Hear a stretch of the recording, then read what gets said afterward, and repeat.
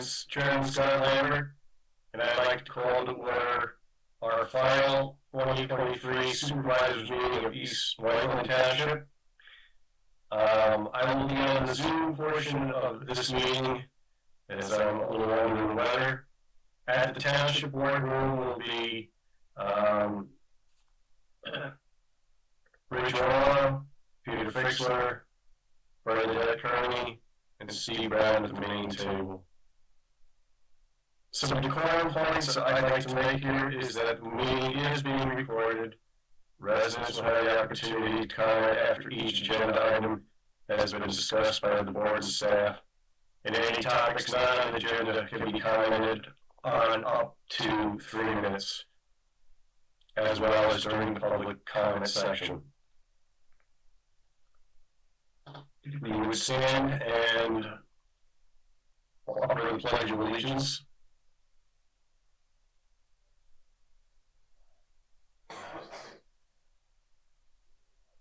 Pledge allegiance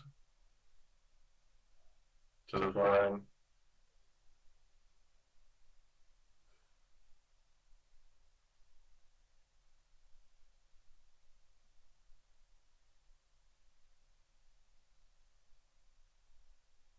Okay, thank you. First on our agenda is board briefings. Executive sessions were held on November 29th of this year at noon, December 5th at 1 o'clock, and December 13th at 4:30. We discussed real estate, personnel, and legal issues. I'll turn it over to Steve Brown pertaining to personnel action. I'm simply asking the board to ratify recent personnel action regarding employee 195. So I'm simply asking for a motion to approve the action that's already been taken. Okay, I'll entertain a motion to accept. Rich? Motion to ratify decision made on employee 195. Do I have a second? I'll second that. All in favor? Aye. Aye. And passes.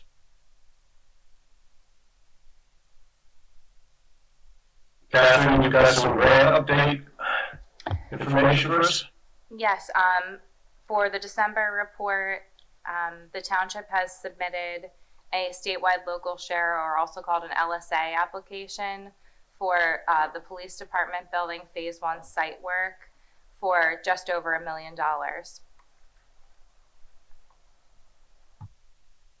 Okay, thank you. Steve Brown, can you give us an update on the sewer cell?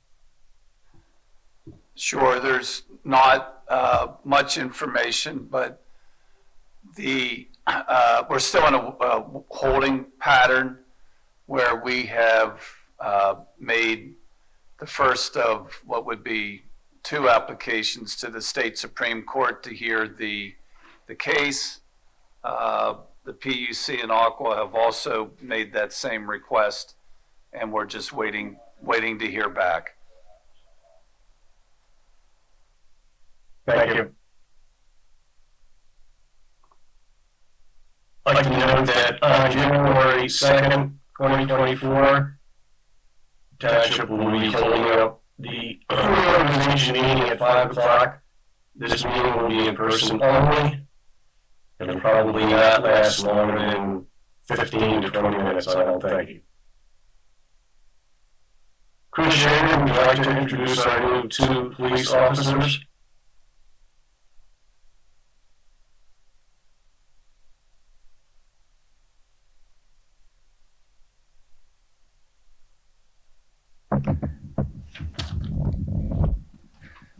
Yeah, so the first officer I have to introduce for the last half of 2023 is Stephen Gresco. Stephen was one of 2 we hired in the fall. Stephen worked at Philadelphia Police Department for 5 years. He went through the Philadelphia Police Academy, and he had, during his time in Philadelphia, He was on the South Task Force, which was a guns and violence task force, so he was obviously a busy person at the time. He did his bachelor's degree at Westchester University, and he's here tonight with his parents, his sister, and his girlfriend. So I'll bring you both up together in a second. The second is Nick Wilansky. He's also did his police academy at the Philadelphia Academy. He did 2.5 years at the Philadelphia Police Department, grew up in Northeast Philly, and he's here tonight with his fiance. So, Rich, do you want to read the oath for these? Yeah, you want to do it from there? Want to do it from there?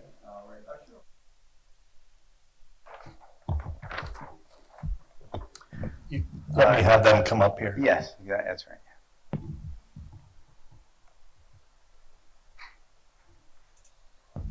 Okay. Can we do both at the same time or Do them one at a time, please. one at a time? Okay.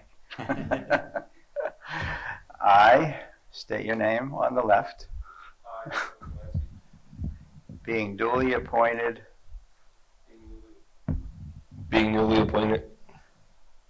officer, right? Okay. It's not filled in. For the Township of East Whiteland in Chester County, officer for the Township of East Whiteland in Chester County, Pennsylvania, do solemnly swear and affirm Pennsylvania, do solemnly swear and affirm that I will support, obey, and defend the Constitution of the United States of America I will support, obey, and defend the Constitution of the United States of America and the Constitution and laws of this Commonwealth, and the Constitution and laws of this Commonwealth, that I will, during my term of employment and I will, during my term of employment with the East Whiteland Township Police Department, with the East Whiteland Township Police Department, perform my duties with fidelity. perform my duties with fidelity. In my position as officer In my position as officer for the East Whiteland Township Police Department, for the East Whiteland Township Police Department, I will uphold, obey, and enforce the law I will uphold, obey, and enforce the law without consideration without consideration to a person's race, color, sex, religious creed, to a person's race, religion, sex, creed, close enough, sexual orientation, age, sexual orientation, age, national origin, ancestry, national origin, ancestry, handicap, or disability. handicap, or disability. Congratulations. Thank you. Okay.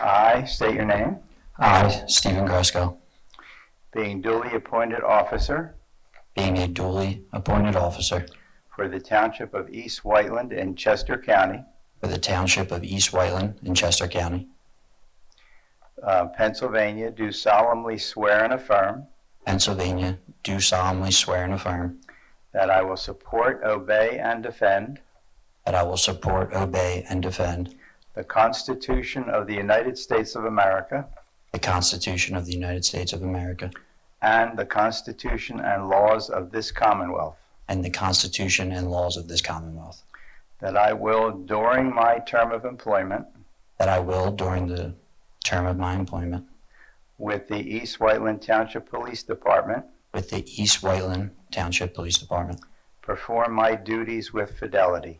perform my duties with fidelity. In my position as officer for the East Whiteland Township Police Department, With my position as officer in the East Whiteland Township Police Department, I will uphold, obey, and enforce the law I will uphold, obey, and enforce the law without consideration to a person's race, color, without consideration to a person's race or color, sex, religious creed, sex, religious creed, sexual orientation, age, sexual orientation, age, national origin, ancestry, national origin, ancestry, handicap, or disability. handicap, or disability. Congratulations. Welcome. Thank you.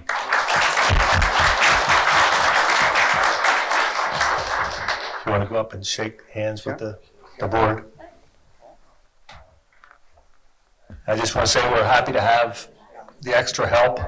It's been a while, and getting some help that has some experience that we can put out on the street pretty fast is going to help us throughout the holiday season and into the winter. I thank everybody who came tonight to see them, and congratulations to your sons, brothers, boyfriends. Thank you. Super. And thank you to all the police officers who came to support the two officers. I don't know why, they must have done it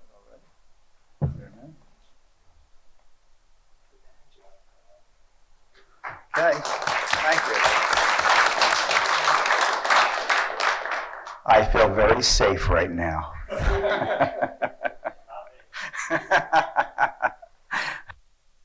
Look behind you. Thanks, Rich.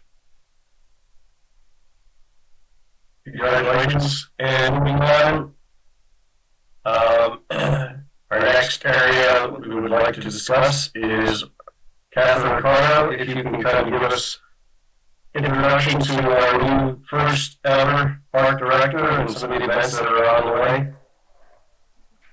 I am pleased to introduce the township's very first park and recreation director, which has been many years in the making now. So Larry Accio, if you could please stand up so we can see you.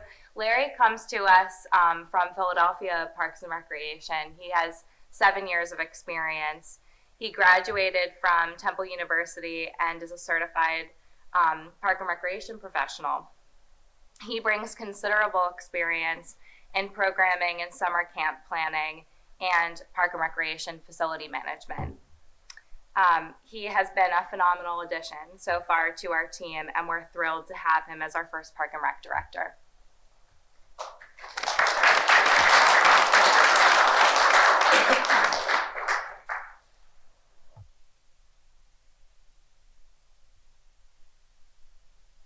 All right.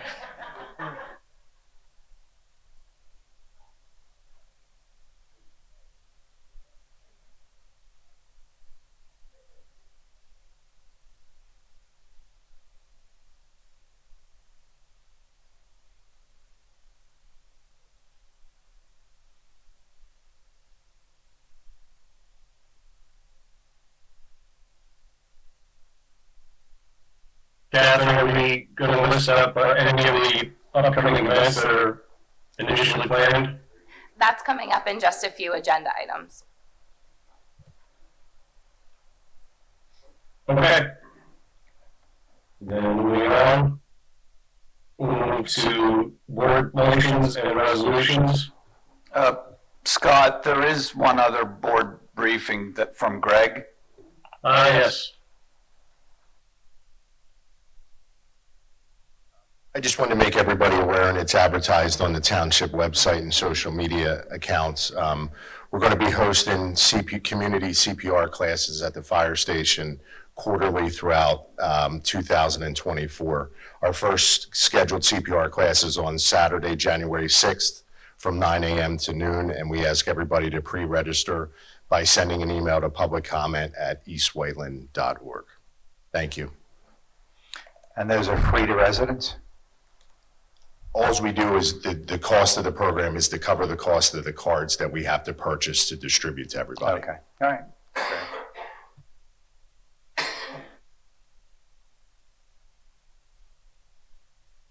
Now we have more motions and resolutions. Lucia and Steve, pertaining to the 2024 budget. Any information? Yeah, thank you, Scott. I'm going to provide a summary right now. Last month, the board approved the preliminary 2024 general fund and capital budget. Tonight, the board will be asked to consider the approval of the final 2024 general fund and capital budget. Only minor changes have been made to include a salary for an additional staff person in the Department of Fire and Emergency Services, and technology upgrades for police. The 2024 budget, general fund budget, is focused on maintaining a high level of emergency responder services, increased park and recreation services, continued efficiency and process improvements, staff development, and updated planning services. Specifically, we are underway now and we'll get into full swing next year updating our zoning ordinance. Excuse me, the general fund budget does include 2 new positions that have been requested. The fire marshal in the Department of Fire and Emergency Services, that's been approved and we're moving forward. And then a community police officer in the police department. Those funds are in the budget, but more discussions need to be taken before we move ahead with that position. The budget does not contain any increases in taxes or propose any new taxes. The projected revenues total $17,638,793, and projected expenditures total $17,461,028, which provides a net surplus of almost $178,000. This surplus is less than last year, which is because we are not making a one-time transfer into the general fund from the sewer fund that we did last year. So that's expected. The surplus is down, which we expected. Our revenues are largely driven by our earned income tax and our expenditures by our staff's costs, with over 60% of the budget going to our emergency services departments. The capital plan is a multi-year document that totals nearly $29 million. However, the budget for 2024 is significantly less. Approximately $7.3 million of projects are slated for 2024, some of which are really already underway and will be continued. Others will start, and some will likely be deferred. Projects include various trail projects, including the design of a connection from Sidley Road and Mill Lane to the Chester Valley Trail, various transportation projects, including improvements to Route 30, the Phoenixville Pike and Sidley intersection, and traffic signal improvements on routes 29 and 401. We also have what's known as MS4, better thought of as stormwater improvement projects that we will be implementing in 2024, and various park improvements will continue to improve the newly opened Backton Hill Park, and we're actively working on ADA design improvements for Valley Creek Park, Birch Road Park, and Down East Park. We will also continue work on the municipal campus and at the historic Uncle Mill, and we're funding vehicles and equipment, which we do every year. Funding for these projects is planned to come from our reserves and grants. With that, I don't have any other comments and would ask the board to approve the general fund and capital budget tonight in order to meet the requirements of state law. And if the board has questions and if the public has questions, we'll now entertain them. I have just one question for you. Where did we book the $166,000 fine that we imposed on Catalyst last year to cure the default of the lease arrangement after they cut the trees down? I sent you the email, Scott. I don't know if you had it. I sent you an email regarding that. Right, I know. I wonder if you could tell us where that is. It's in general fund, but the fine line item, there is a line item just for that expense. Okay, so it is in their line items. All right, thank you. Mm-hmm. It was received this year, 23, right? No, 20. It will be received in 24? 22. 22. 22. It was September 2022. Okay. Right, it's really not germane to the 24 budget. It's just a question that Scott asked and, right, wanted clarification.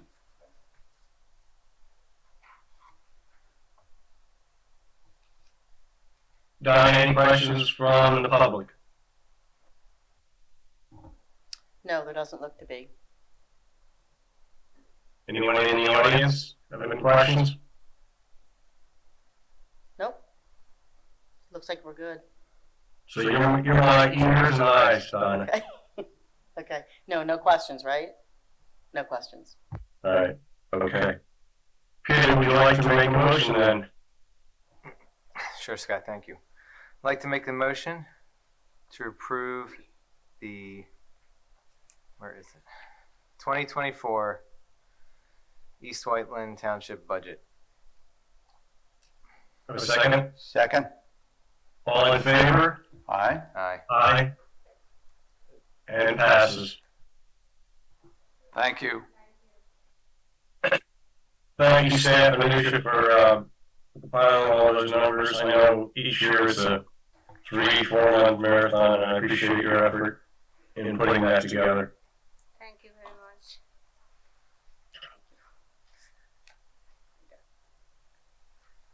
Now moving on to our, Larry, pertaining to events for the calendar of events that are projected for 2024. Yeah, so one of my jobs coming into East Whiteland was to put together a 2024 events calendar for Parks and Recreation. Nothing like this has been done before, and as I've been here for less than a month, I've kind of capitalized and used previous events that employees have really worked hard for and that have been successful in the past, and really wanted to use that as an option to expand and also do some new events with that are relatively low lift but still provide great services for the community. So as you can see here, starting in February, we have gift card bingo, going to a springtime egg hunt, our concert series, a new one is an adult volleyball league, kind of hopefully expanding into more adult programming. Our national night out, which was a huge success last year. Summer movie night, same thing.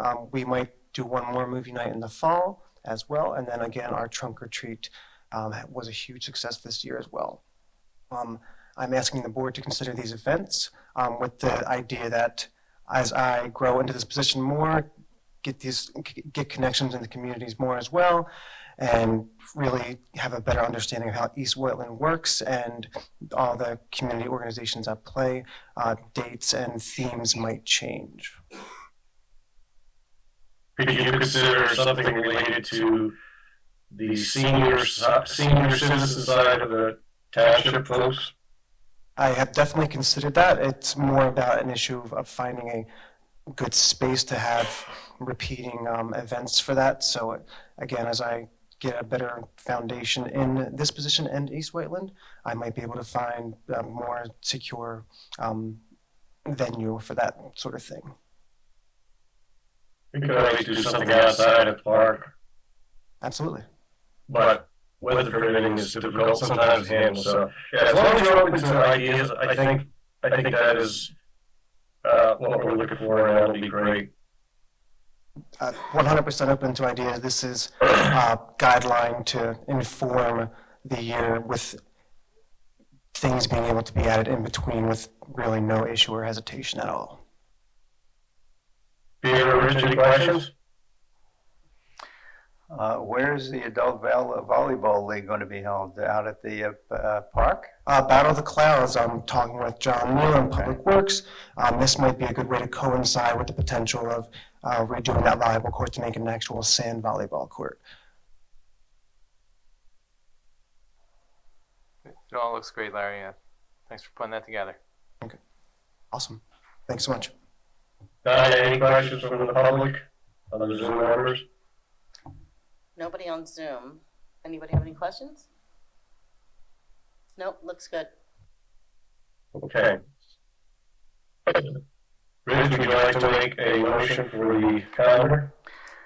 Motion to approve the 2024 Park and Rec events calendar as of today. I'll Is there a second. second? All in favor? Aye. Aye. Aye. And it's passed.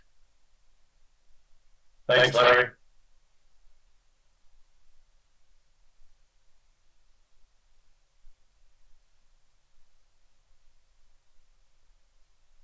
Next, we have a public hearing, which I'll turn over to Bernadette. Or Zach. Yes, this is a continued hearing from November 8th. This was a text amendment to the zoning ordinance. This is an ordinance of the Township of East Whiteland Township, amending section 200-39.4 entitled MF Multifamily Route 30 Overlay District to modify the design standards of the MF Multifamily Route 30 Overlay District. And there were a series of exhibits that I had marked. I'm going to mark them again and add 2 new ones.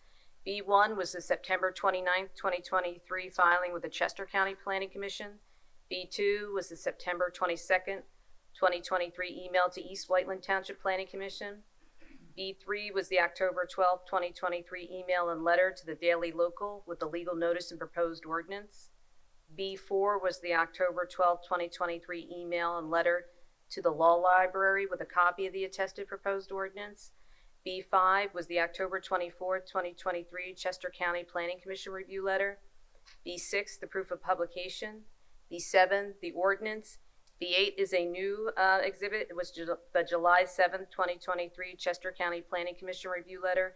And B9 was the September 27th, 2023 East Whiteland Township Planning Commission minutes, which is also B8 and B9 were the new exhibits for tonight's hearing.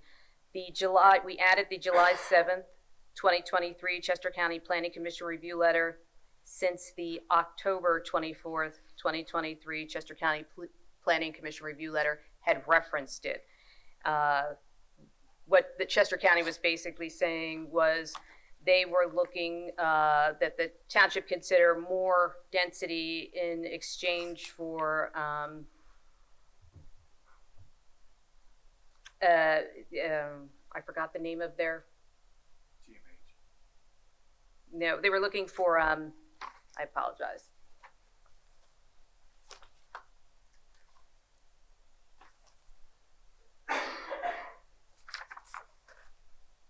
While you're looking at that, I will add to everyone so they understand that this is a continuation again from November when we had trouble with our internet and it went down.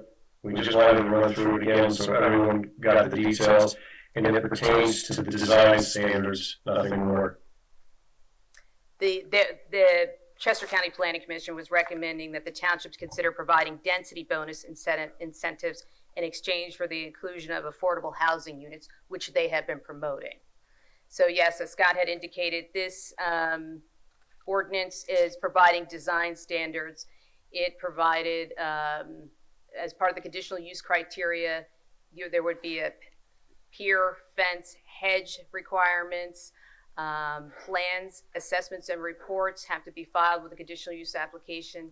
Detailed architectural elevations and proposed exterior building materials are to be provided.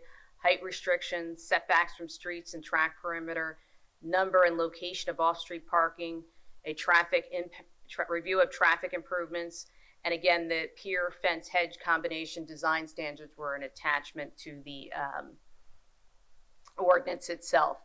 So again, these are just design standards that we were looking at.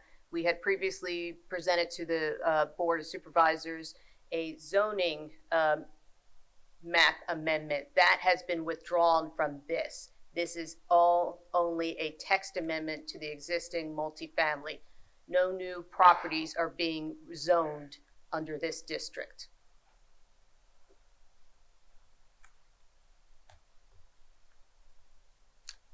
I don't know if the board had any questions or anyone in the audience. I have no new questions. The only thing to emphasize is this does not add any new properties to the overlay district. And there is a minimum lot size to be able to be developed. There's currently, I don't believe, any lot that meets that at the moment without assembling a number of lots, which takes time and effort. So this cleans up the current overlay. Peter Fixler, I have no further questions. Not anyone in the audience? Nobody online. Anybody in the audience have a question? No. Okay. Moving on. Bernadette, you want to have me call a vote? Yes. All right, Peter, could you make a motion? Oh, I'm sorry. I'm sorry. We should close the hearing first and then go to the vote.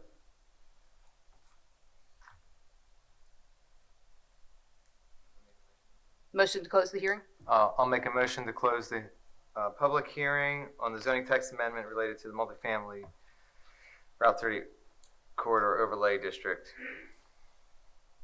Have a second? Second. All in favor? Aye. It's closed. Rich, you want to proceed with the full motion? Sure. Make a motion to approve the zoning text amendment related to the MF multifamily Route 30 overlay district, section 200-39.4, ordinance text with design standards with no map amendment. I'll second Peter? that. All in favor? Aye. Aye. And passes.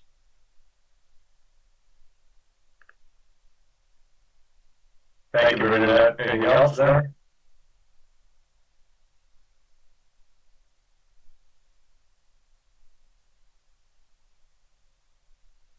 Moving on to motion to award and motion to advertise agenda item number 5.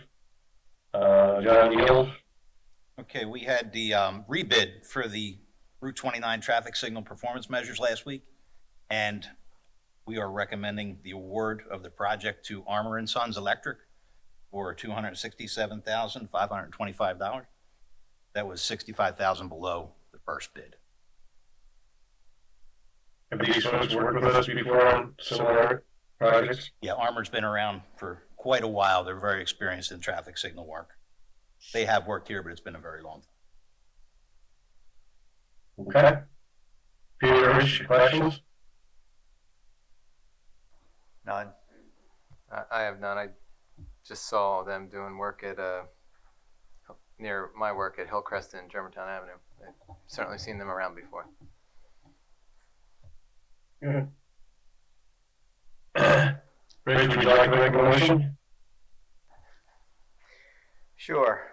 Motion to award the Route 29 traffic signal performance measures project to Armour and Sons Electric for $267,525. And we're getting, some of that funding is from the Green Light Go grant, correct? Correct. Right, okay. I'll second that. All in favor? Aye. Aye. Aye. And passes. Okay, the next item is we're asking for approval to advertise a 2012 Dodge 2500 pickup truck on municipal bid. Sounds good. I'll make a motion for that. If that's okay, Scott. Yes, please, Peter. Make a motion to approve advertising for the 2012 Dodge 2500 truck on municipal bid. Second? All in favor? Aye. Aye. Aye. Thank you.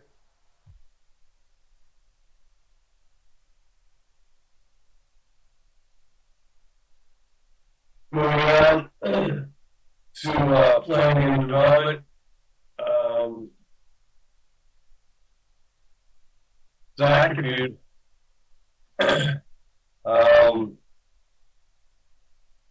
carry this up in here, but this is certainly a project that preceded the current board makeup, and after hearing concerns from the public, the board and the staff have worked with the developer and attorney Lou Caladreco to scale the project back. And for example, now only 32.5% of the total units were designated for age restricted or senior citizen units. With that said, Zach, Barnard, can you proceed and provide maybe more background and key changes that have occurred to the project over its long life? Sure. Thank you, Scott. So what's before the board tonight is an approval resolution for the master plan. The master plan is essentially a glorified sketch. It sets, basic zoning compliance. It outlines the phasing, building placement, physical site improvements. In the case of this plan, one of the important components is the establishment of traffic improvements associated with the development, and assigns them to the two distinct phases of the project. What's still to come then is the land development review process. That's the more technical process where things like stormwater management, grading, landscaping, utilities, and the like are designed and reviewed in more detail. What this plan also does is establish a vesting period from what's known as ordinance protection. So in other words, with the approval of this plan, this plan can proceed as designed without any changes to the ordinances that may occur, let's say, over the next 2 years as part of our zoning ordinance process, changing their ability to do the plan as designed. So I just thought I would throw that in there because that is one important component of the master plan approval. Planning Commission voted to recommend approval at their September 27th meeting. This was discussed at the board, I believe at the October meeting, and then tabled last month while we worked with the applicant to make some changes to the approval resolution and some of the conditions contained within. I'm happy to sort of give a comparison of the previous plan. I know that was something that came up at the last board meeting. The previous plan was approximately 1.7 million square feet of total floor area. It included offices, hotel, multifamily, retail. It allowed a height of up to 115 feet. It was approximately 800,000 square feet or 613 units of multifamily, so about 50% more than the current plan. It was 4,100 parking spaces throughout the three phases and within multiple parking garages. It assumed demolition of a historic resource, the 29 restaurant, which is a favorite of the local community. And upon full build out, it would have created 877 net new vehicle trips during the evening peak hour. So a fair amount of traffic, obviously. Current plan is less than 800,000 square feet of total building area. It's just office and research, along with multifamily and some minor retail. The height's reduced by 40 feet, up to 75 feet, which I do not believe the applicant is currently proposing buildings of that height, but that will be determined, again, during the land development process. They'll be retaining the 29 restaurant. The trip generation is about half, but still accompanied by a similar suite of traffic improvements along 29, Great Valley Parkway, and some of the surrounding roadways, including an extension of Lap Road to the Township Park. So if there's any questions specific to the plan, process, what's before the board tonight, I'm happy to answer any questions. The applicant's counsel and consultant team is here as well. So with that, what's before the board tonight is an approval resolution to grant that master plan approval and let the applicant proceed into land development. Peter, Rich, have any questions on that? What will be the size of the office spaces to be leased? So the proposed office in phase 2, it's currently envisioned to be sort of like a research and development component, think maybe pharma or something like that. It's approximately 300,000 square feet, which is still to be determined a little bit based on sort of the current market for Class A office space. It's a little uncertainty at the moment. Can you show us which building that would be on the sketch, Zach? Oh yeah, right. I guess I didn't even bring up the plan, did I? So Scott will disappear temporarily. Sorry, Scott. This is a colorized rendering of the site plan. Phase 2 is this portion of the site on the west side of 29 and south of Great Valley Parkway. This is the office and research development component here, and this is a corresponding parking garage. 29 restaurant is here. Existing office, including where Pennsylvania Department of Labor and Industry is currently in this suite here. And then phase 1, the residential component, is sort of on the southern portion of the tract. We're on the left side of the screen here, on the west side, again, of Route 29.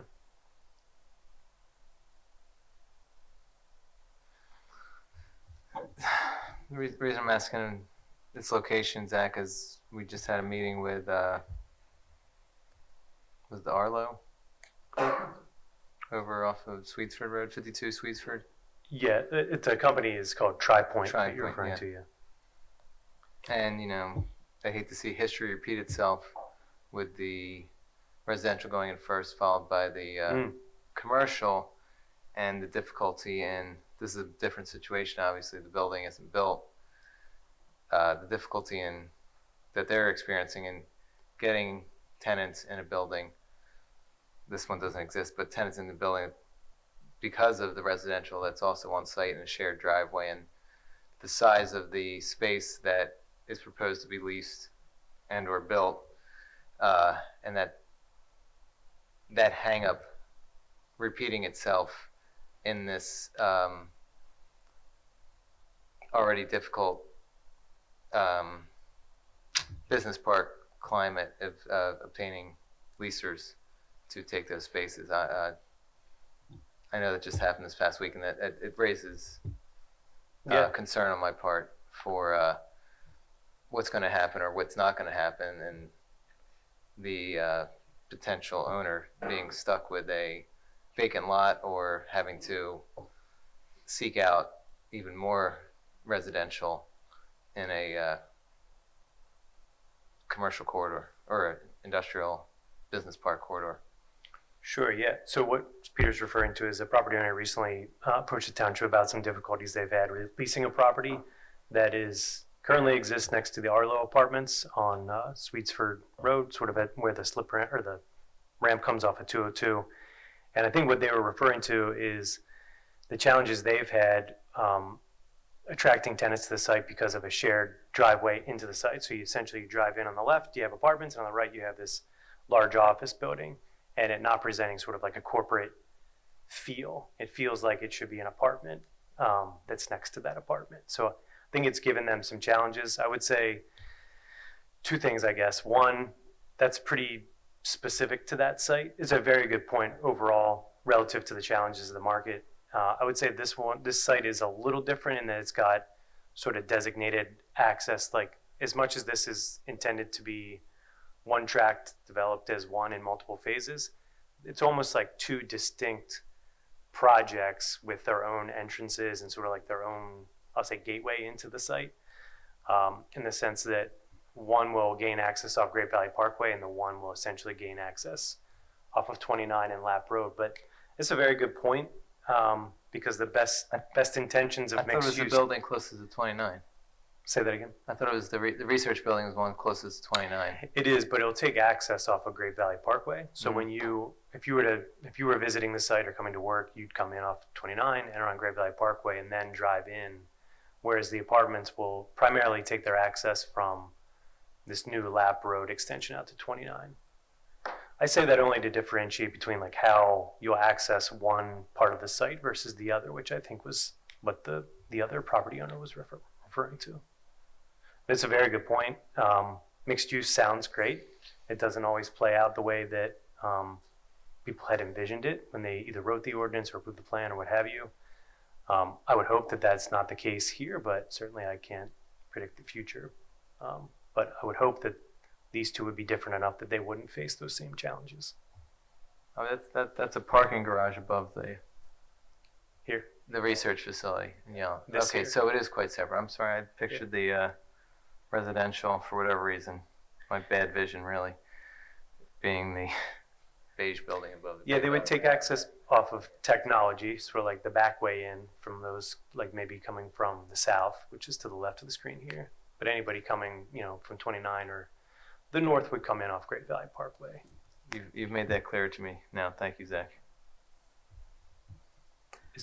Repeat myself, it's still a very good point and something we need to consider as we go into the zoning process of like trying to make these things compatible and realistic, not just getting projects built. Yeah, we'll have to go through that as part of the upgrades or changes to the zoning ordinance overall next year. I know Absolutely. There's at least one other completely empty office building further up Swedesford Road, just on the border with Tredyffrin. That's a huge, it's actually a double building. And that's empty, and it's been empty. Everybody knows it's a tough office market. People don't want to come back to the office to work. Right. We're not the only ones going to have these issues. We're in much better shape because I think that might be the only vacant office building in the corporate center. Other townships like Tredyffrin, I think, have millions of square feet, which are half empty. Mm-hmm. So we will have to come to grips at some point how to deal with empty one or two, hopefully only one or two office buildings. Absolutely. I mean, I'll take this a quick opportunity for a commercial. We do intend to do a fair amount of stakeholder outreach to obviously the commercial development community and specifically some of our larger office property owners, try to understand what they're seeing in the market, the challenges they're experiencing, and try to find ways to make our corporate center vibrant and workable and attractive for companies to come and work here. But building an apartment building cannot be the only option, cannot be the only lever that we pull as part of this process, and that is currently basically the sum of the requests that we receive. So I don't think it's that simple. I think we have a lot of work to do and a lot of conversations that need to be had as that process moves forward. I'll add that unless something has changed recently, that Arlo building's current tenant will probably non-renew next year. Zach, is that still the time frame? So that building will be empty as well? Yeah, unfortunately, and I don't want to speak to the specifics too much of individual properties, but I think that may have actually already occurred. So it's a very good case study on the challenges of this market, but we need to be wise about what we do with our future land use regulations in that part of the township. I think the new signs that were just put up, those very colorful Great Valley Corporate Center signs, those are going to attract a lot of people. That's the hope. That's right. Don, I think we've got Kathleen Silver with a question. Yeah, I was just waiting until you guys were done. Go ahead, Kathleen. Hi, thank you. Kathleen Silver from Pornstock Road. I'm really glad to hear you guys discussing the corporate, what's happening in the township and the market nationwide, actually. I'm very concerned about,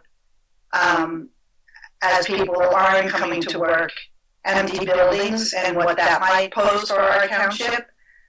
And in that, I think I heard you also say that this development is kind of grandfathered in, that any ordinances that are changed, that they're grandfathered in, and that concerns me as well. But I'm glad to hear your discussions because I agree with you that I don't think we're going to go back to brick and mortar office buildings the way we have in the past. And I think, especially in this township, we should really, really start thinking about not building anymore. My only other thing is I remember last meeting, there was discussion about a light so the people in the residential on the west side of 29 can cross over to Valley Creek Park. And that it was a big concern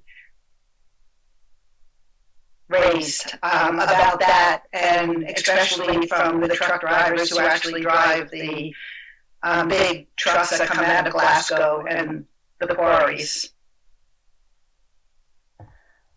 I just want to reiterate that, because I'm really concerned about what that might pose for people crossing that street.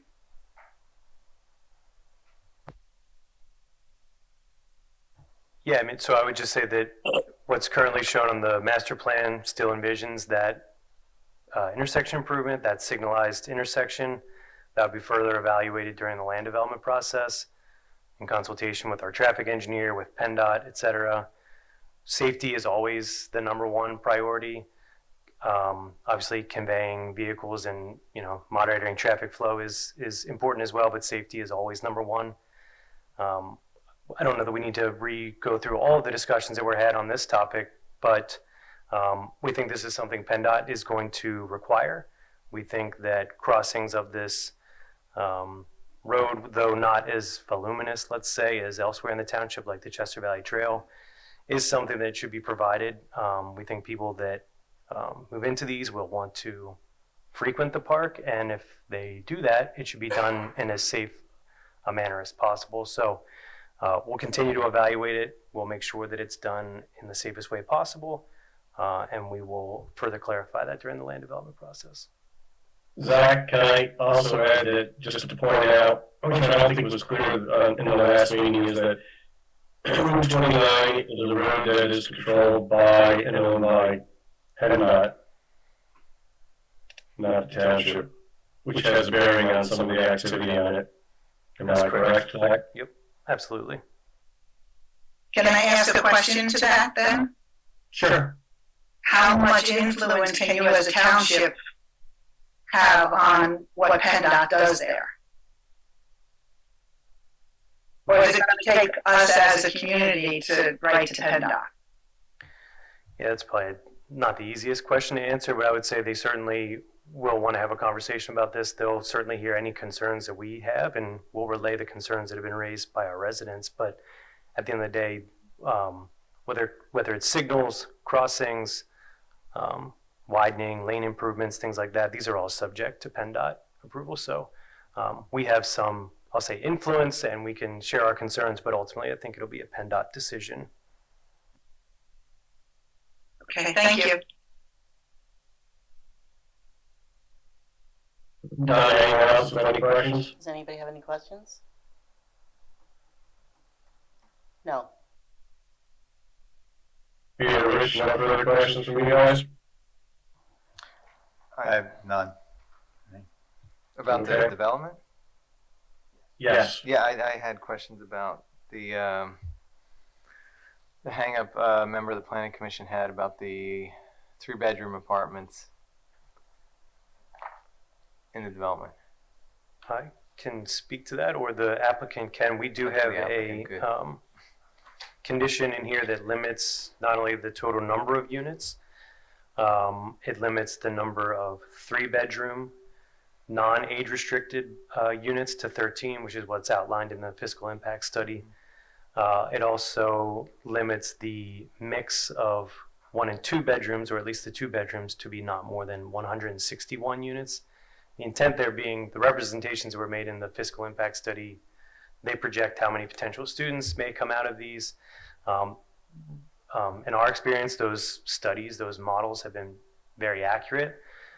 We talked to the developer, wanted to make sure that we were being as consistent and predictable as possible with regard to impacts to the school. They have agreed to limit those different types of units to these numbers outlined in the resolution. I can read this if you'd like. You don't have to read the resolution. What's the potential impact? The potential impact for students. Total from the development. Let's see, I have the impact study here in front of me. Did I ever get that? So the way this study is broken down is by studio and 1-bedroom apartments, because they have sort of a different multiplier than 2-bedroom and 3-bedroom. With the 1-bedroom, 226 units are anticipated to generate a total of 11 students across all grade levels. The 2 bedrooms at 161 units are projected to result in 14 students across all grade levels, and the 3-bedroom units are projected to result in 5 students across all grade levels. So a total of, bear with me, 30. Thank you, Mr. Brown. Yeah. Then there's different metrics that are used for each dwelling type. Again, we've found that those are more consistent than I think a lot of people might think on recent projects. So.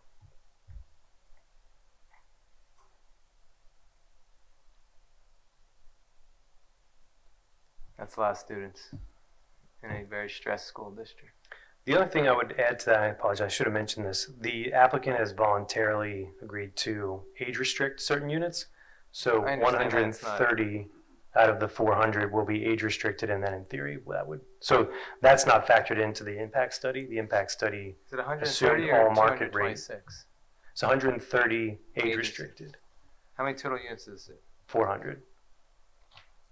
That's 33% of the units that are age restricted.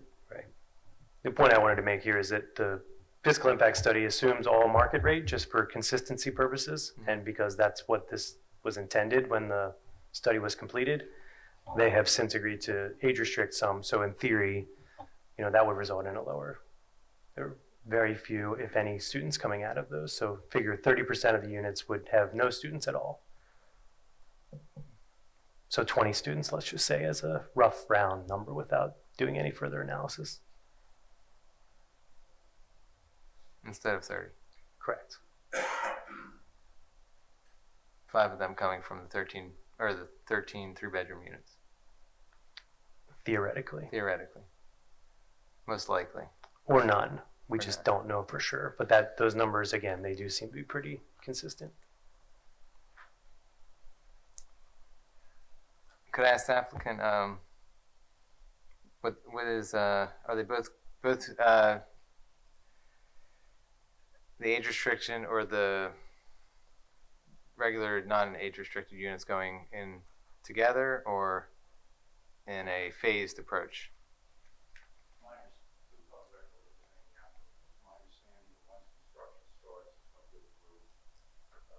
Completion. It's not going to be phased.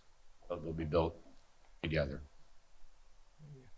And I will say, Ted, I'm glad you brought that up. This is the only voluntary age-restricted multifamily project that I'm aware of in the region. I mean, it's. I think we should see more. That's what I'm beating around You the may bush see at. more. I mean, I think it's a. I mean, right here, I think we should see more and really get a.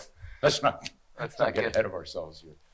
But the bottom line too is if you read the fiscal, even after all of that, the school district at the end of the day is realizing $700,000 in revenue every year from this project, just from the multi-family, and that's including the age-restricted. That's not including the office building, the R&D building. So from a fiscal perspective, as all the recent apartments approved in the township have proven, it's a straight bottom line drop to the school district. There's nobody's coming out of pocket here. In fact, it's a revenue producer for the Great Valley School District.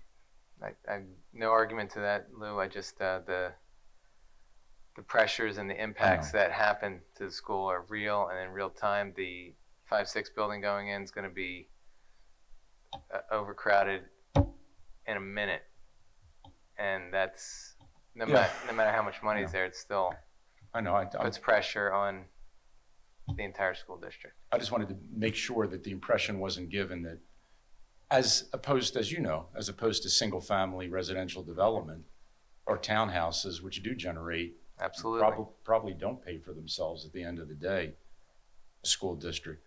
It's not the case with multifamily. It's a revenue generator for the school district. Understood.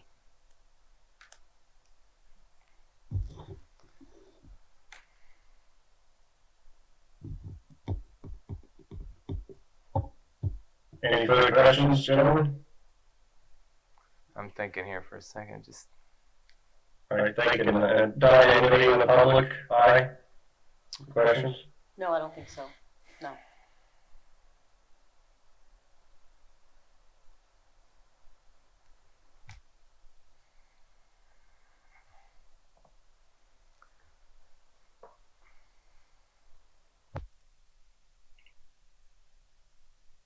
You okay, Peter? I don't love it, but it is what it is. I just hate to see the constant pressures being put on the school district. And, you know, if we could take 3-bedroom apartments out of there, that'd be great. But how much impact is that really saving? I think it'd be more than 5 students with 13 3-bedroom apartments personally, but the numbers given are the numbers given. I'm not making them up. Yeah. Just one, just real life example. Zach, do you recall the yards with their 228 units? What were there, 14 students that came out of there? Yeah, something that, and that, those are numbers from the school district. It's somewhere in that range, 13 or 14, which is consistent with the model that was used. That we're using here, so, yeah. Okay. Understood. I'm just looking at any way to shave down those numbers. And yeah, and I understand the concern as well completely. I guess what I would say is that this doesn't say that they have to build 13. It says they can't build more than 13. It may be that once they get into their, further into their market analysis, they refine their floor plans, they may decide to do fewer. They may decide to increase the total number of age restricted. There are loose parameters outlined here, but it's not a guarantee what those numbers would be. That's all. I just want to clarify. It's a cap, not an ordained amount, let's say. mm-hmm. Lou, can I ask you from a 1,000-foot level here, do you see, with Peter's concerns, do you see any adjustments that could be possibly made with those 3-bedroom units? No, I think what Zach just said is probably the most accurate answer. The unit mix here, and God knows we represent a number of multifamily developers, it's usually in flux up until they actually get the final plan approved based on market conditions at the time. Do I think that could fluctuate at that time? Yeah, I do think it could fluctuate at that time. Do I think that there could be more age restricted? Yeah, I from what I'm hearing, I think that there might be more age restricted. So, as Zach said, the township's biggest concern was to put outside parameters on what you couldn't exceed. Do I think that could change? Yeah, to be honest with you, I do think that could change, and it'll be dependent probably on what the market looks like. I figure land development will be over the next 6 months, and what projections are going to be over the next 6 months. But one of the things that is remarkable is that East Whiteland, and even with West Whiteland, with the recent, I'd say over the last 6 years, 8 years of multifamily development, the numbers, the projections are remarkably accurate. I mean, a lot of times you make these projections and they're taken from demographics in California or Oregon or Idaho, and you throw them. But one of the things that's really been fascinating to me, having done this for 40 years, is the accuracy on these school age projections. They seem to have that down. And these are school district numbers. These aren't developer numbers. These are numbers that are given to us by school districts. So I don't think it's pie in the sky projections here. I think the yard sending 14 kids to Great Valley schools is right in line with what's happening in the apartments in West Whiteland. They've had 1,000 units or 1,500 units over the past 5 years, and your apartments that you've approved here, no aberrations. It's pretty remarkable, the statistical consistency of that one component, especially when you compare it, no offense, when you compare it to traffic projections and all of that, which can vary. This one seems pretty baked in, but long-winded way of saying, yep, Scott, I do think that you might see some deviation probably in April or May when they really drill down on what this market wants. Okay, thanks. The question I have is for Bernadette. The age-restricted units as presented in the master plan, what levers do we have to hold them to that if they choose, the market doesn't, if they want to go lower? well, I'm gonna assume, Mr. Calgreco, that you're doing a condominium or an HOA? Yeah, so that'll be a recorded document that the township will review and will be recorded against the property.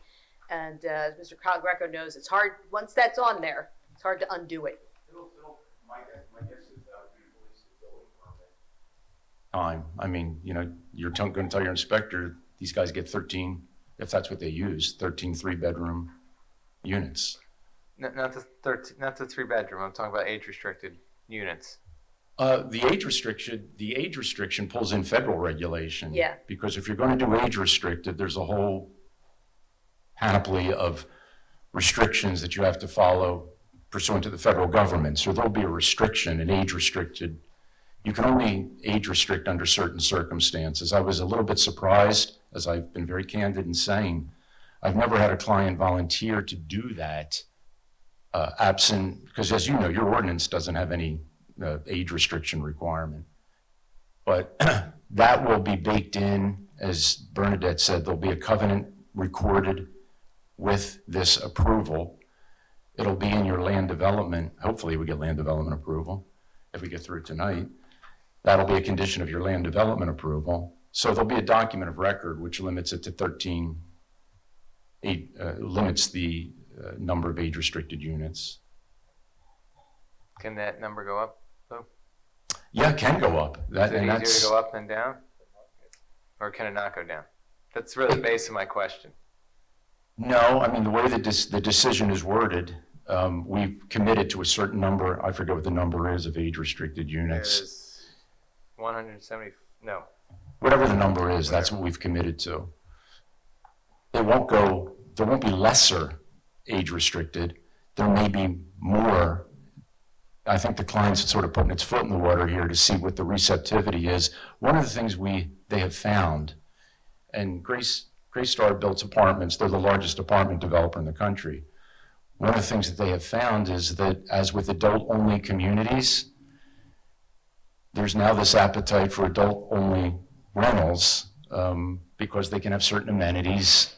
They don't have to worry about doing stuff for kids and all that. I mean, it's taken off in other parts of the country, and I think East Whiteland's going to sort of be an incubator to see what the market demand is for that. I'm curious myself. I mean, but once you commit to that, once you commit to having a certain yield of age restricted, then you have to provide a whole amenity package that age restricted people like, but that families don't necessarily like. I guess I would be in the age restricted. No guessing, I would be in the age restricted category.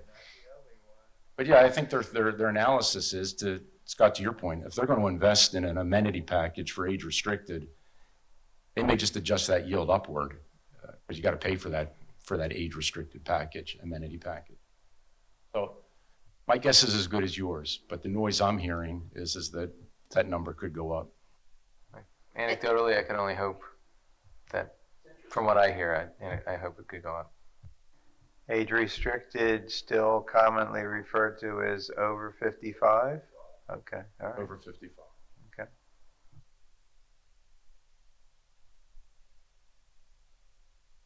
So Rachel, it'll take another 10 years to get there, so don't worry about it.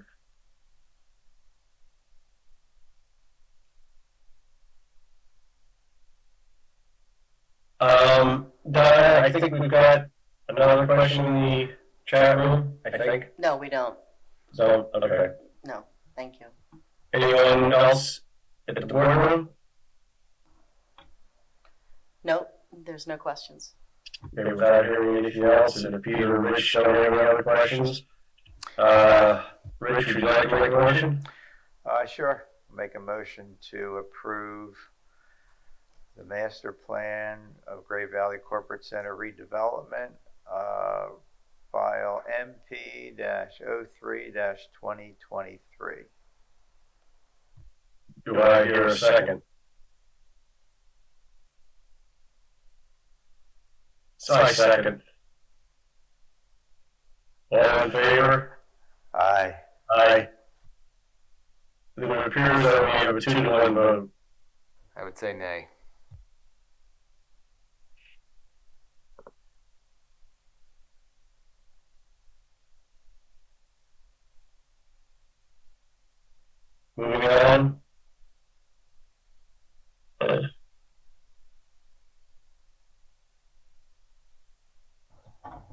Zach, if you could take over for the CCIU discussion. Definitely.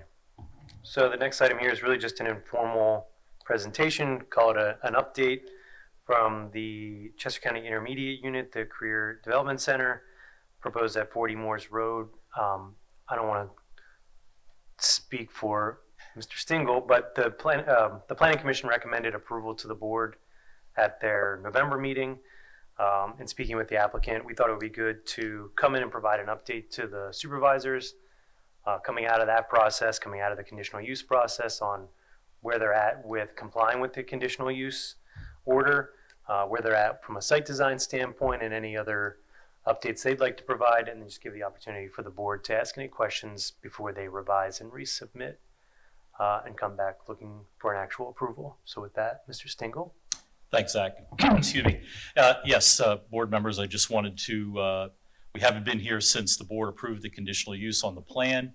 Since that time, we've been through 2 rounds of reviews with your consultants. The most recent reviews received from Arrow and McMahon had relatively minor comments. I won't go into detail unless you have specific questions. We are, with regard to the McMahon review, they requested some additional signage, wayfinding signage for the traffic circulation. They wanted us to make an adjustment to one of our crosswalks, had some additional detail they were looking for on the Moore Road left turn lane improvements that we're proposing. So we are making those adjustments now. Their Arrow had a couple of minor comments on details, and they also had a few comments on some erosion and sediment control issues. I don't want to speak for Al. I'll characterize it as minor comments. We are awaiting our technical review from the Chester County Conservation District and PADEP on the NPDES permit. We expect that review next month. So we will probably hold off on making the township's consultants' stormwater and erosion sedimentation control revisions until we receive the Conservation District's review, so we can just roll it all into one updated plan package. With regard to the conditions under which the plan was approved, again, I will touch on one of those conditions here in a minute, but with regard to all of them, our responses are, with regard to the conditions, either have complied or will comply. We have no issues with the conditions that were imposed on the approval. The one that I want to talk about briefly in a little more detail is the trees and ensuring that we are protecting them to the maximum extent, specifically with regard to the sewer lateral that's proposed to head off to the east from the proposed building, down the hill through the woods, not to Grandma's house, but to an existing sewer manhole that is down along the creek there. So we've been out there, Peter, we were there with you, and Scott with you first last summer. It was quite warm.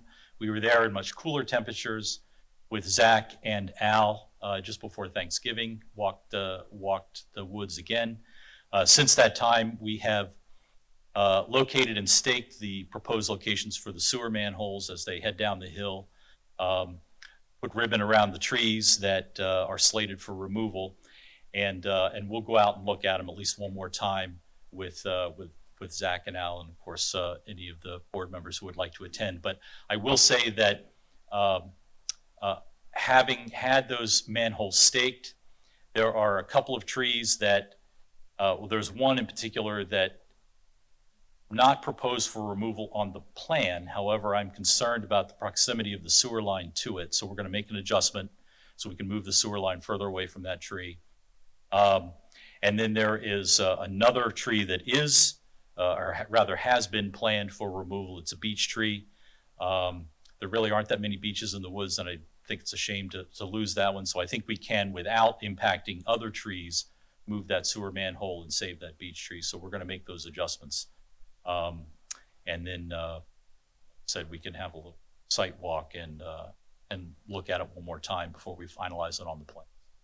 Let me know when, Barry. I'll be out there. Okay, great. Thank you. Barry, thank you for working around those trees. Sure. Yeah, my pleasure. And that's really all I had. We're not asking for an approval this evening. As I said, we do have some of these issues that we want to work out. And we'll be back before you hopefully in a month or two once we've addressed the balance of the township's consultants' comments and have had a chance to look at the NPDES application review. But that's where we are. If any of the board or audience members have questions, I'm happy to address them. I'm fine with the review letter. Thank you. Thank you. No questions? No questions here. I'm here with Joe Levitsky. Joe, did you have anything? Okay. All right. Do we need to make a motion? No, this was an informal presentation. Okay. Yes. Yes, sir. Yeah. Very good. Okay. Thank you very much. Thank you, gentlemen.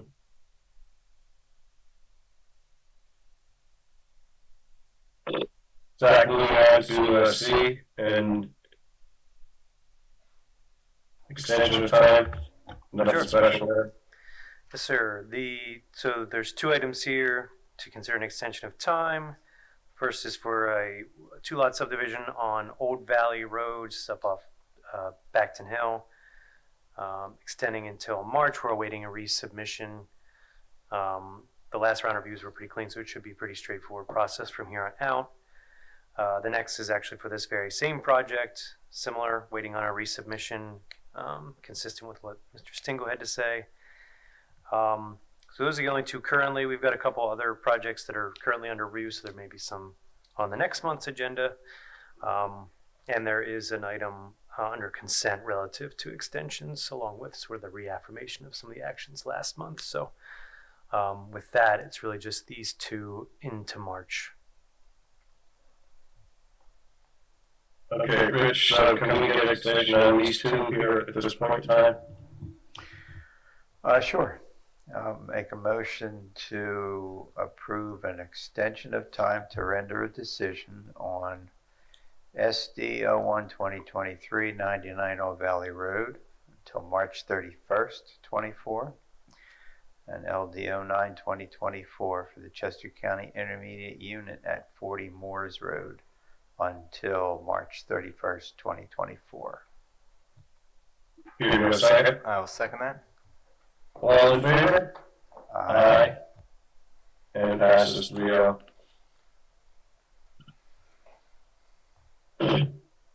Zach, you're still up with releasing the funds for that road? Yes, sir. So this is a request for final release of financial security for the project at the corner of Lapp and Old Moore Hall. This is the Builders Inc. Office buildings approved, 2020, let's say, during the height of the pandemic. That project is finally complete. I would just say too, I don't always say this at meetings, but this project really turned out nicely. Yeah. It's a great little gateway on the south side of the corporate center. It'll look good next to what was discussed earlier, in terms of mixing uses, let's say. They have completed all their required site work.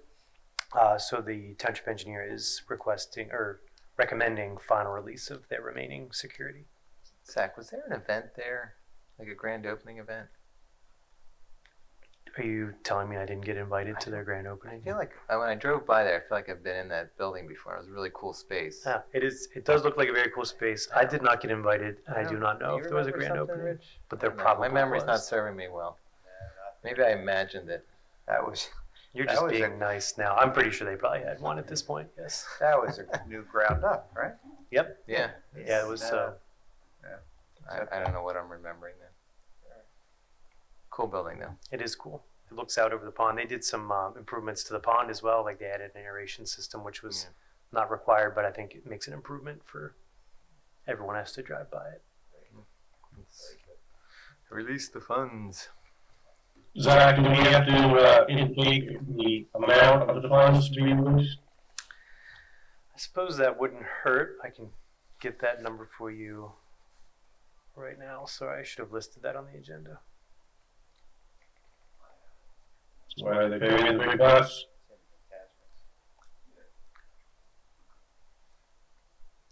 The remaining funds are $528,074.25.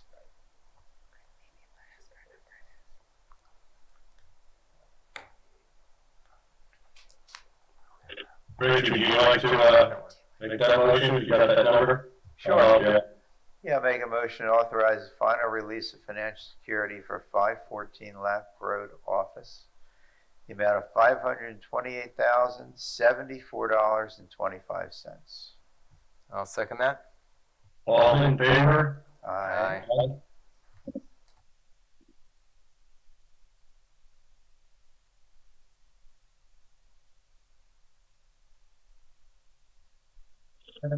And Zach, I'll take us through on the Malvern Hunt landscaping project with our temple students.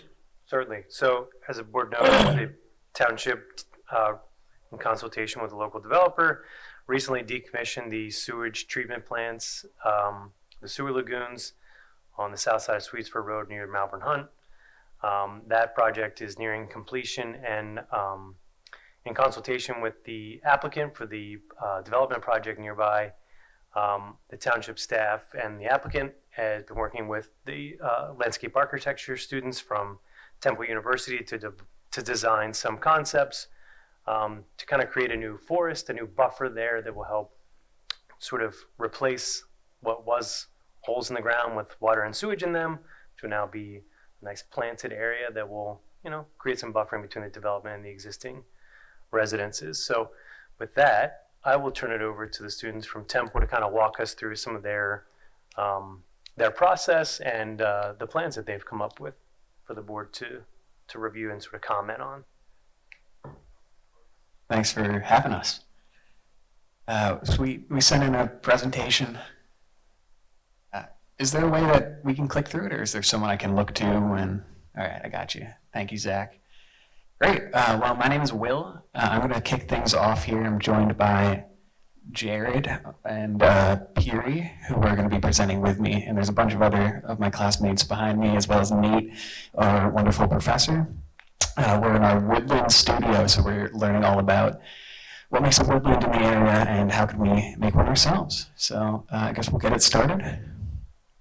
Just to talk about our agenda, we're going to start with a short introduction, talk about how we, worked through our process as this was like a classroom setting. We started as individuals and then came together to collaborate on our two final proposals. Following that, we will do a deep dive into our two proposals, the Sister Savannas and the Wave Forest. All right, so we're going to start with that overview. Great. So, of course, our interested parties are you, the Township of East Whiteland, and Green Fig, which is the development company that approached us. Charlie is here. He's representing them. So that was really great that he reached out to our professor, Nate, and we got to work on such a cool project with you. So we started with like 2 to 3 months of individual synthesis. We were diving very deeply into all the history of the site and East Whiteland and the topography and the hydrology and the geology, which I'm not going to bore you with today. We presented for an hour last week to faculty. We're going to give you the 10-minute spiel today. Over the last month-ish, we did sort of a collaborative effort to come up with 2 final designs that we all worked together on that sort of encapsulate a little piece of all the ones that we presented individually. So here's those original 8. I think you were probably sent them and got a chance to look through them like about a month ago. And if you go one slide ahead, you'll see just a glimpse at the 2 proposals we'll be talking about. On top is the Sister Savannah, which is sort of the more naturalistic, ecologically guided design. It's supposed to represent the savanna sort of grassland landscape. and it's informed by that sort of ecology. You know, it's a little bit more sporadic, but it still creates a good barrier to the proposed data centers. And below that is the wave forest, which sort of takes a more artistic, abstract route. It's relying on coloring and this sort of waving, pulsing pattern to create that barrier and create something great for the residents of Malvern Hunt to look at. So we'll dive into the context and analysis of the site. Of course, we're in East Whiteland in Chester County. The project site's about 5 acres, and we've sort of divided it into 2 halves. As Zach said, it's formerly a sewage treatment site. So we sort of categorized it by the lagoons that have since been filled in. Lagoon East in the blue on the right, and Lagoon West in the orange on the left. Across the street is the community of Malvern Hunt. We're taking into consideration how they would be affected by the data centers that are coming in, and of course we want to create something beautiful for them to see. Next slide, you'll see the site where the data centers are going to go. And following that, just to orient you, Sweetsford Road and the Chester Valley Trail sort of flank the site. So we want to be aware of, because there's going to be an access path through the driveway that leads to the data centers. This access path will lead to the Chester Valley Trail. We're considering how recreation informs the site design. Also, there's a natural gas pipeline that does run underneath the site, so we have to be aware of how we can operate around that, not plant over it, so there's still access for maintenance. All right, so I think we're going to start off those group proposals with the Sister Savannahs. I'm going to hand it over to Jared. Can you go to the next? Okay, so this is our plan. You can see there's a veil of canopy trees along Sweetsford Road that will invite views into the Sister Savannahs. So savannas are a habitat of scattered trees and grasslands, and they globally are responsible for 25% of carbon uptake. So they draw carbon down into the soil, storing it safely. So as we move through the site, along the south, there's dense mixed woodlands with towering pines and flowering understory trees that will allow for some views to the ridge to the south across the valley. And in the center there's an alley of willow oaks and bald cypress groves that will embrace the right-of-way down the center, delighting visitors with textures and colors through the seasons. And so we call them two sisters because they're reflections of each other, but they have their own unique character. So through the site, there's a pipeline which necessitated some grassland condition, so we wanted to mirror it on both sides in a way rendering it invisible. Can I ask you a quick question? Is that yes. the line going kind of from dotted northeast line to southwest? Yes, correct. Thank you. Yeah. Thank you. So the West Savannah is characterized by redbuds and Virginia pine, while the east is characterized by saghorn sumac and southern magnolia. So humans have evolved in a landscape of a savanna, and it brings us a feeling of safety and comfort while providing scenic views of the surrounding landscape. And visitors to the Sister Savannah will be treated with a sense of calm and well-being as they move through the site. This is a planting plan. So we are using diversity of trees. There's a lot of oak species, and we are kind of using a practice of assisted migration where we will plant a lot of trees that are native to a little farther south of here as climate warms. So in a way, like ensuring longevity for this forest. Planning for the future. Yes. As the hardiness zones move up, to just fill everybody in on that. Right. We're gonna be in a different zone. We're gonna be in a different zone eventually, Right. and they're preparing for that. We're prepared. Next. So when the trees first go in, it'll look something like this, where it's a lot of grass and small saplings, but over time they'll grow. So this is a section through the site of the West Savannah. You can see there's clumps of trees with grassy areas in between. Next. This is the view, will be the view from Chester Valley Trail looking through, and you can see sort of in the middle, there's the alley of willow oak creates like a nice passage through the site. And then you can see the savanna conditions here in the center.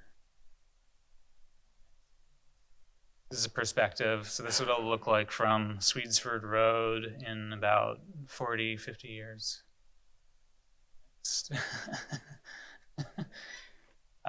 is a view from the drive within the site, looking out over the savanna. And this is within the Oak LA, looking back north. And this is from the Chester Valley Trail. And that bridge, it was from Swedesford Road to the proposed data center over the trail. Thank you.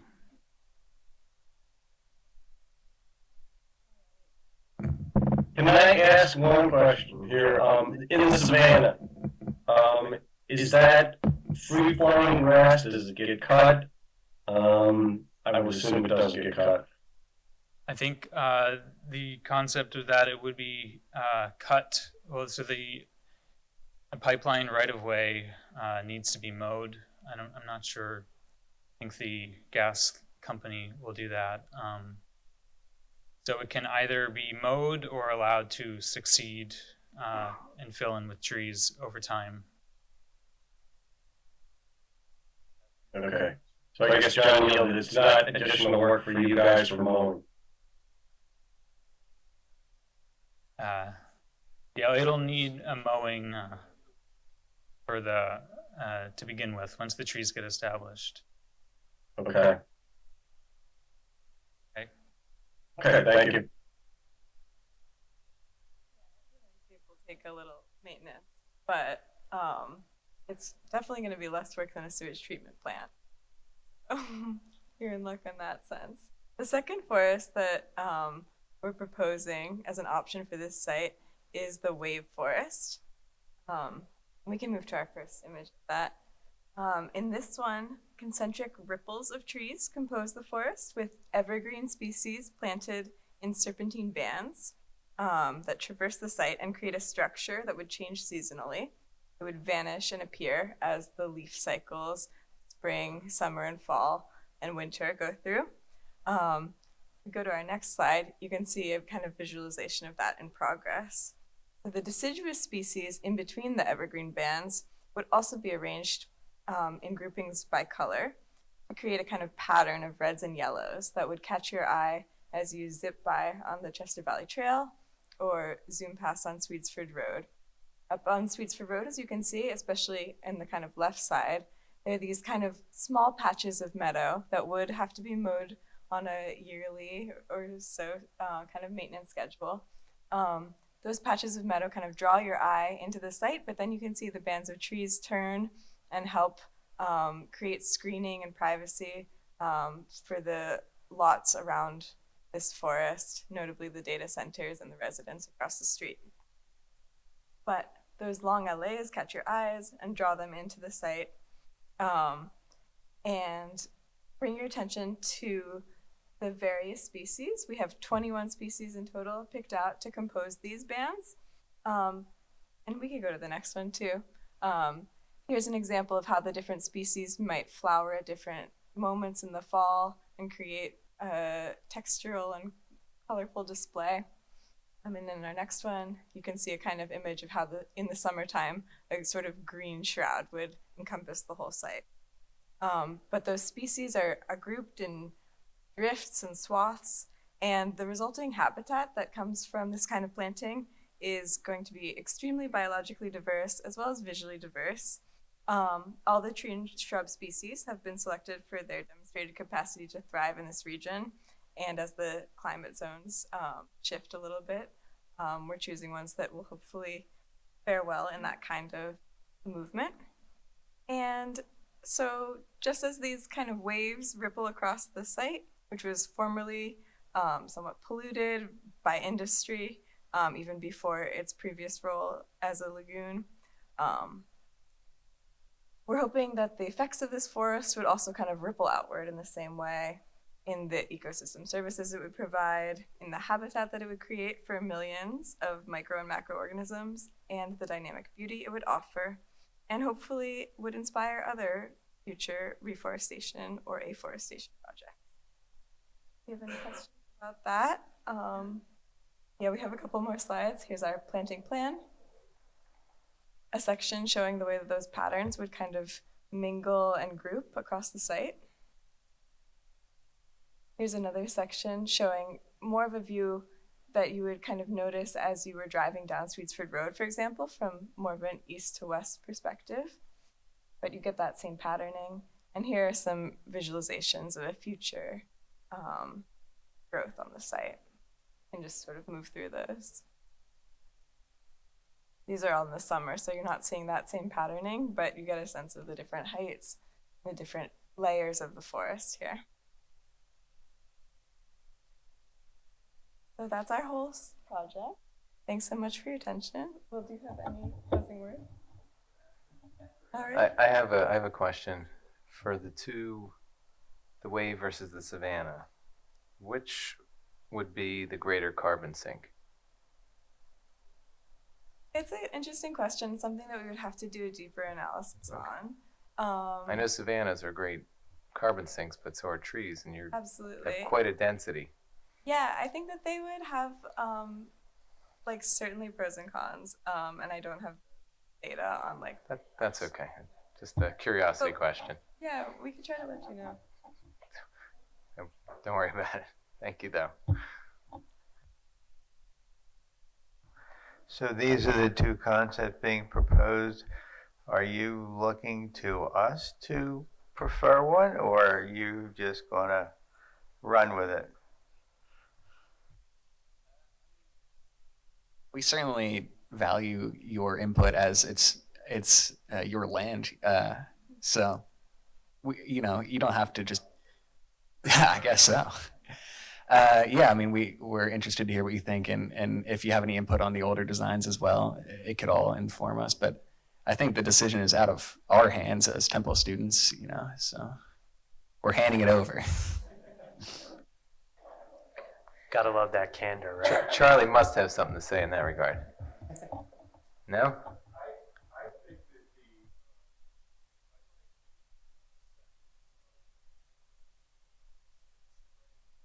Come up to the mic, please. I'm Charlie Ledane, and I'm the developer with my group, which is Green Fig Land.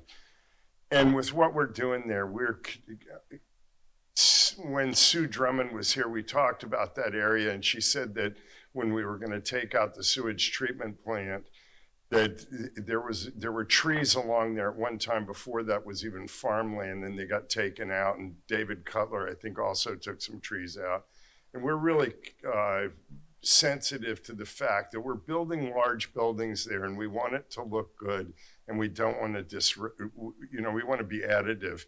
We're also understand the aspects of the carbon impact of our footprint there, and we're working really hard on that. We think we have carbon-free power. So we've worked a lot in these areas, and these people, I think, have done a great job. I like both plans. I'm willing to do. I think you know more about this than I do. So he has to look at it every day, and you know more about trees than I do. So your choice. All right? Yeah. or 4 times when you ride through there on your bike and back. Yeah. Is there's room on that road going by? There'll be a path, a Oh, bicycle yeah, or we're to the showing on trail. the entranceway in there, we're showing a bike path down there that'll go right down. It'll just go down right to the path and split off from the road. Charlie, could you ask your team? Could you ask your team in terms of which option would mature the soonest? It depends. I think it depends a lot on the material that we buy, and we're going to source these trees in a couple of different places. It's not easy to find all the different species, but we did find a place. There's a developer that we're working with up in the Lehigh Valley who is doing an 800-acre development up there. And he went in early when he bought the land and planted a whole lot of trees in there. They have a huge tree farm in there. And he said that he's got more trees than he needs and he'd be willing to sell us some of the trees. So we're thinking that we can get, I turned part of the inventory over to them to take a look at that. And I don't know whether that made it all the way through. And that's, but there are lots of trees here and there's a lot of money for this. And I'm interested in doing it right. So. One of the things we talked about early with just the feedback internally was trying to mix the sizes a little bit too, so that you get some of that initial impact. Obviously that's an added cost. It affects their survivability and all these things we have to consider. But that's something we can talk about as the plans refined and it's kind of integrated into the land development plan. Yeah, we're going to put different size trees in there because of course something can come along and hurt the trees. We're going to irrigate. One of the things we're going to do is irrigate the trees to try to keep from losing. That's the best thing you said all night. Yeah.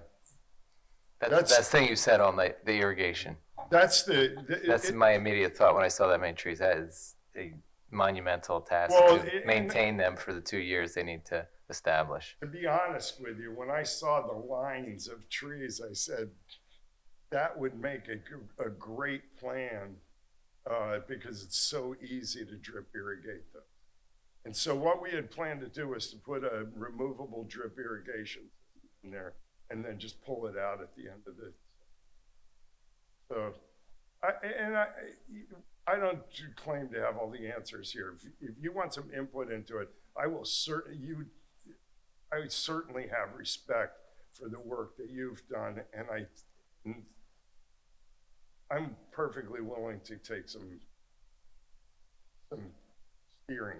The irrigation just makes me think. I don't want the cost of all those trees is immense, and I'd hate to see any money go to waste from lack of watering, and that's what could easily happen in the ever-changing they were climate. trying to tell me to pay the higher price for the plants and they'd guarantee them, and I said I'd rather pay the money for the irrigation system and buy bigger plants. Either or, I guess. Okay. Yeah. All right. Thank you. Yeah. Hey Charlie, I do have one question. Yes, sir. If you were to if you were to poll your team, who I consider the experts here, even though Peter is an arborist, which one would they choose? If I went to them and they just think. Well, they're right there. Why don't we poll them? They think this is everybody thinks that this is a great idea and they would not have a preference. Everybody thinks that putting trees on that, everybody that we've mentioned this to thinks it's a good idea.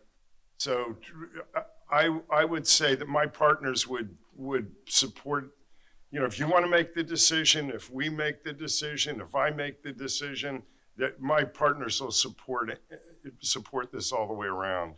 Everybody likes the project. Right. It's a great part of our project. It's the easiest part. I mean, how much could you find something when you're a developer that's as uncontentious as this? This is the easy part of getting this development done. Well, I'll tell you what, don't punt it to us. I really would like to poll your team. All right, I will go back and pull my team and we'll consult with our friends here who have done a wonderful job for us. I would like to thank them all right now for a super job. It's been a lot of fun. Absolutely, excellent job. It's been a lot of fun. So I will pull them and I'll get back to you. All right? And Charlie, thank you for listening to me about my love for trees. Well, there's only one thing we wanted to ask was, would you give up those arborvitaes that have been chewed up out there? We want to leave we'll leave the basic, stuff that's in good shape, the Norway spruce and everything, but we'd like to, there's a line of arborvitaes in there that the deer have been trimming. So, and think about that, because somebody told us not to cut down anything out there, and we can do that if that's what you want. But if you let me take those down, I'll go get you an opinion from everybody, Scott. Charlie. Thank you. Hey, thanks.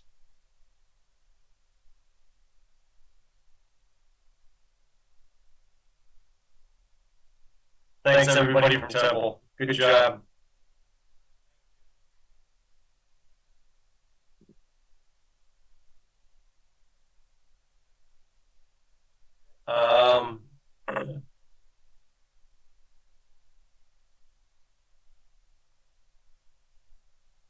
Moving on, John Matea regarding zoning and code enforcement. Update. Thank you. For the month of December, the zoning hearing board has no applications or unfinished business. So therefore, the meeting has been canceled, and the next meeting of the board will be on January 22nd, 2024. On code enforcement notes, work continues to the Pioneer gas station with some equipment having been delivered late last week. Proactive enforcement of property maintenance issues continues throughout the township, with warning notices having been issued and several cases of voluntary compliance achieved. Residents are reminded that they are responsible to maintain their properties into the rights of way surrounding their properties for property maintenance issues. That's all, Mr. Chairman. Okay, thank you.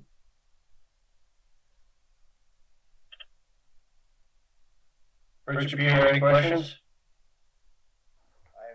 None. It's kind of odd sitting out here. Normally can see if you have any questions going, but anyhow, moving on to public comment, I'll note that we allow 3 minutes for public comments to be made. Donna, anyone in the audience or online have any questions? No, I believe the audience has no questions. Okay. Online, anybody have any questions? No, no questions.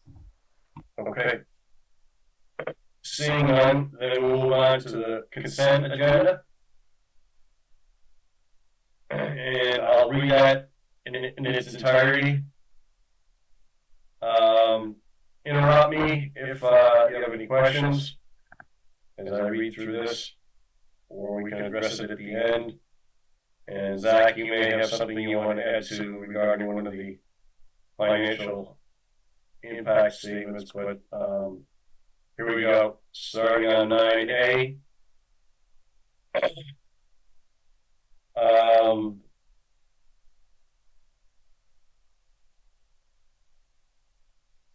This agenda is not right.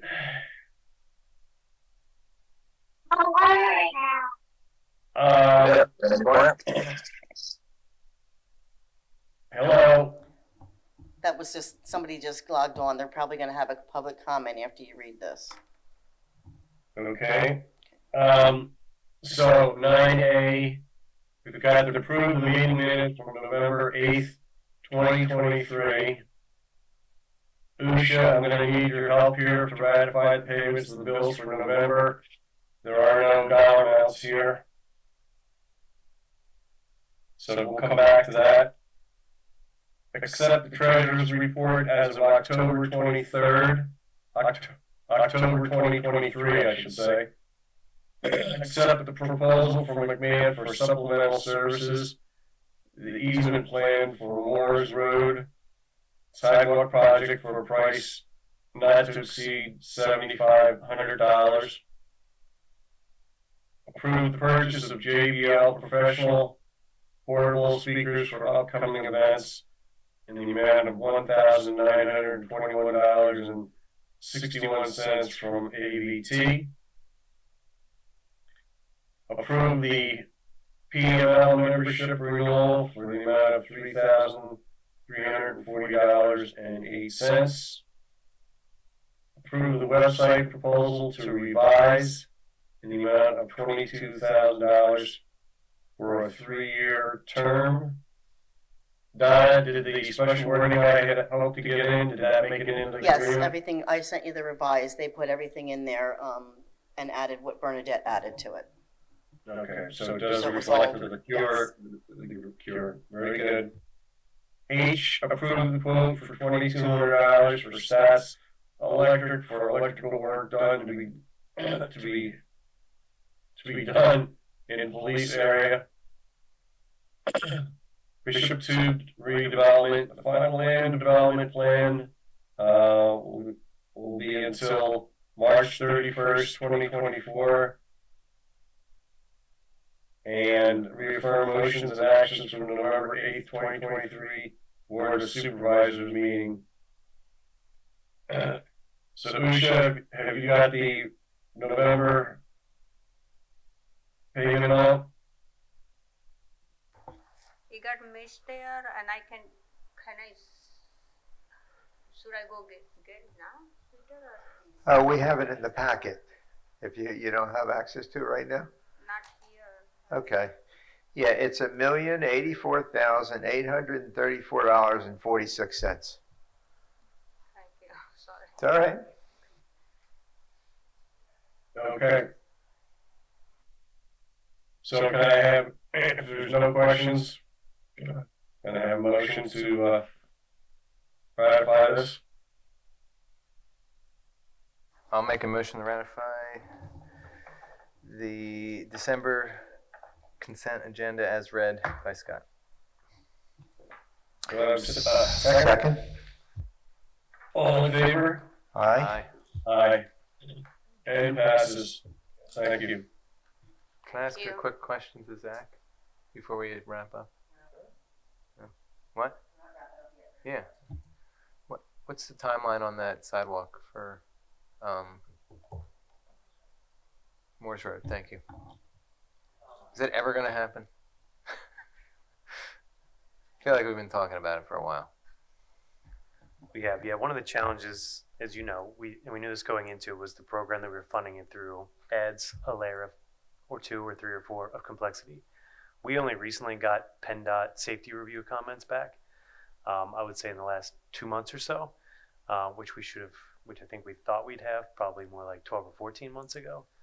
So with that, and that's sort of the reason behind the supplement here, the amount of time that's gone by and now some of the added detail of coordination with the school district. So I hope that it'll be built next year sometime, but we are beholden to not only PennDOT and their reviews, but also like sort of the bidding cycle and things like that. So there's still some hoops to jump through, but hopefully soon. Is that non-committal enough for you? Gives me, it's as clear as mud. Soon. Soon someday. All right. Okay. I'm pretty sure Steve Miller logged on. I'm going to ask him if he has a comment because I'm sure he probably would like to say something. Let me get him. You're going to need to unmute.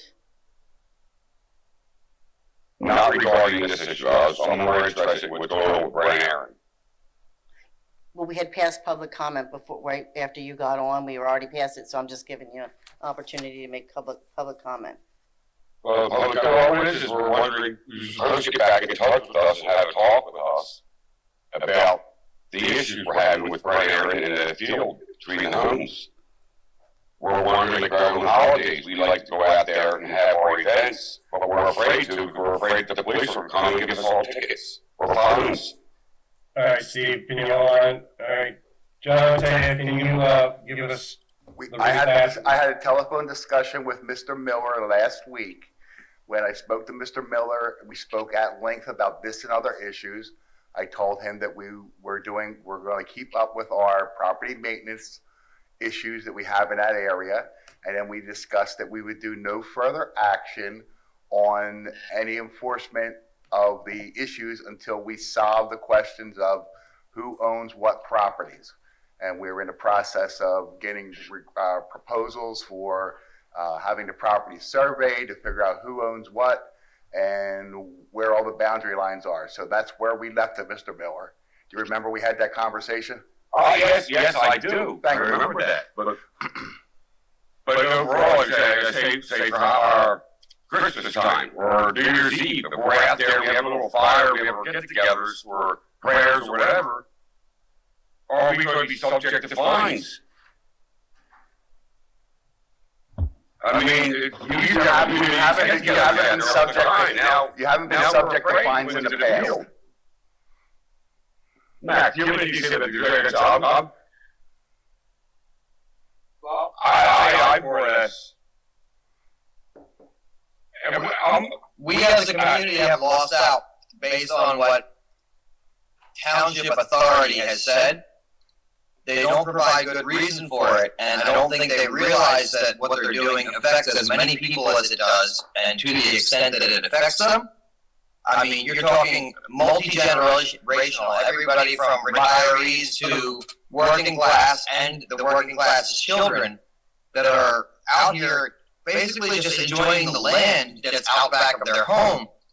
And the stipulations that are put on it seem groundless, unfounded, and biased due to the fact that there are other East Whiteland Township residents that seemingly don't fall under the same jurisdiction and the same bylaws that we're being expected to adhere to.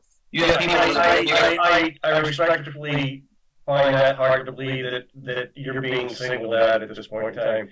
And gentlemen, I don't understand this. With John having gone out to meet, to talk, where... Well, John is Scott, do you realize that the police actually showed up in the neighborhood about, I want to say 8 weeks ago, 9 weeks ago, and they told residents, more than one resident, who actually purchased the home decades ago with a shed out back, that their shed needed to be removed or relocated or they would be subject to a fine? Okay, gentlemen, at this point in time, I'm going to shut this down 3 minutes, and come January, whoever's setting this up, pick a date in January, and we will sit down with you. But there have been a numerous amount of activity and complaints on both sides of the fence here. We are now enforcing the township ordinance according to the rules. Whether they occurred over 20 years ago differently, we're enforcing it under the ordinance now because of what's going on over there. It's unfortunate. Because wait, what's going on over here? What's going on? That's what we want to know. What's going on that's apparently causing a problem? Because from what we see, what's going on isn't a problem. That's our big thing is, why is what we're doing seen as a problem to ignorant outside eyes that don't understand it? It's from inside eyes. It's not outside eyes. Inside eyes. So you're and listen, again, gentlemen, at this point in time, I'm shutting this down, and we will sit down. Ready? And we will sit down in January and go through this. Media and higher court. Have a nice evening. Media and higher court. Good luck, Scott. There you go. Good come. John, you arrange, like I have asked, for a meeting with these folks, with all of our staff members that are involved with this, so we can have discussions and clarify this once and for all. I'm sorry, Mr. Chairman. Yes, we will. I have email addresses for all three. We'll do it through email so we have record of it. We've left messages at other numbers, not got responses, so we'll make sure we get word to them and set something up. I appreciate that, and I really, again, January, I'd like to see this resolved on both ends so that it's clear, so that it just doesn't keep, this persistent issue, can be resolved.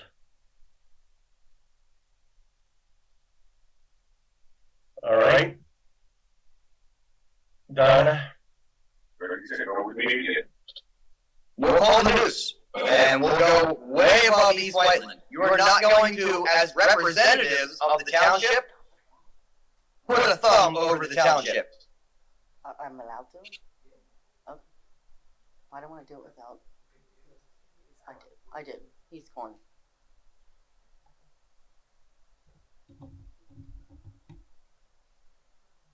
Meeting is adjourned. Thank you.